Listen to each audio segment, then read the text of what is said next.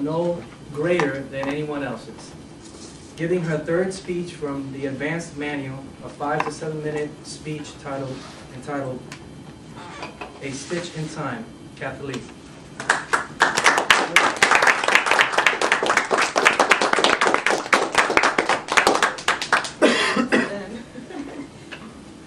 Lectern protocol. My sacrifices have been a lot less than some people. I misspoke with you earlier, but I had trouble coming up with a real sacrifice I've ever had to make. Fellow Toastmasters, welcome guests, welcome new members, former guests. One of our newest members asked me recently, I think he was trying to decide whether to join Toastmasters, what is the single greatest thing I've learned from Toastmasters? And I thought for a moment, he stopped me right there. He said, I just want 1 second. And I think it's because he knows that I have a tendency to ramble on. So my quick answer was, Toastmasters has taught me the value of time, that my time is no more important than your time, and that I'm one amongst many here. Time is critical here. The outside world has no idea of how much we can accomplish in 1 short hour once a week. It's amazing. And our board here is a testament that we are not just about personal goals, we are about club goals, we are about doing this together. It's an amazing testament to what we do. The purpose of my number 3 manual speech from Persuasive Speaking is to sell you something, present a winning proposal. And because time is so much on my mind, and because anyway, I created a perfect pitch to sell you on the notion of buying a fancy new timing light, just like the one I'd seen in action when I visited a Toastmasters club in Juneau, Alaska last summer. Their light was sweet. It was swanky. It was programmable. It was remotely controllable from anywhere in the room. You can see it from all sides. So I put together this great PowerPoint that was going to show you a bunch of different timing lights and sell you on that one. And the manual says to use a 6-step process. So I created a 25-word proposal. Check. I identified my audience. You guys, check. Was ready to present my proposal in such a way that you would be receptive to it, to convince you to take some action, to buy it, to deliver the necessary information, who, how, what, why, whatever I said, why, where, and how we should get this light. And on Wednesday, I was all ready to go, except for one fatal snag in my whole plan. And that's that my PowerPoint was missing a picture of that light, and I couldn't find one anywhere. So I emailed the Juneau Club, and this is their response. Dear Cathy, our timing light is dead. It broke a few months ago. Apparently Toastmasters clubs all over the United States have the same problem. In fact, it's no longer available in the Toastmasters catalog. We've gone back to our old-fashioned light. And my heart sank. And I thought, this was yesterday, I thought, there's my whole project. What can I salvage? The theme.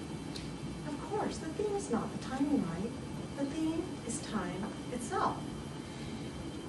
And I thought, gosh, we start every single meeting with military precision.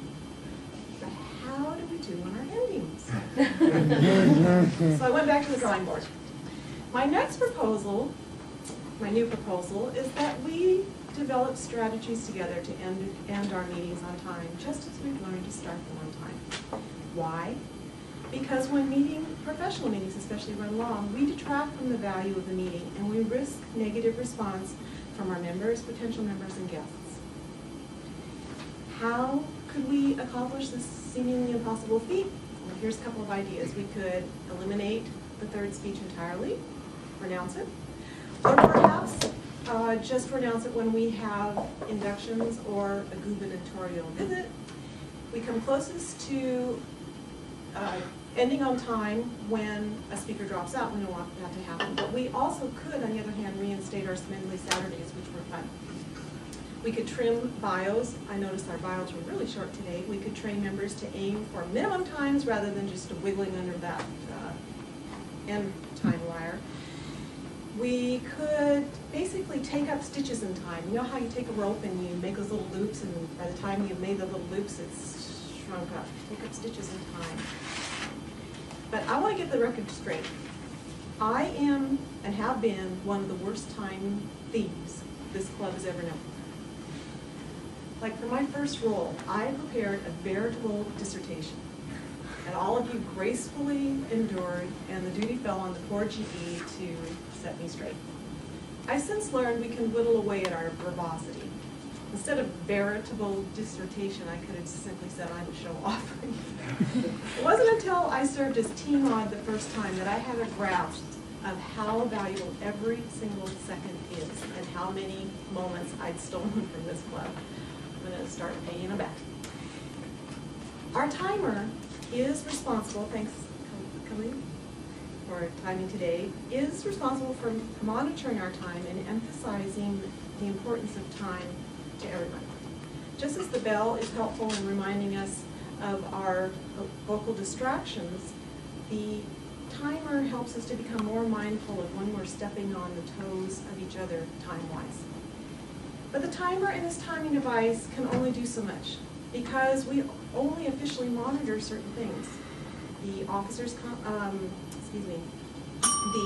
prepared speeches, the evaluations, and the table topics.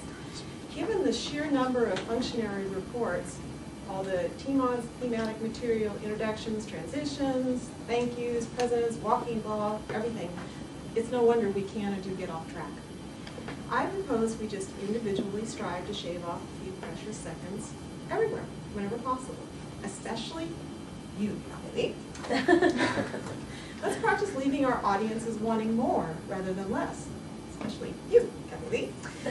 As a group, we could consider some of the other ideas. And what's the cost of this proposal? Nothing except a hard look at ourselves. And what's the upside? We stand to gain the trust of members, and we will not waste each other.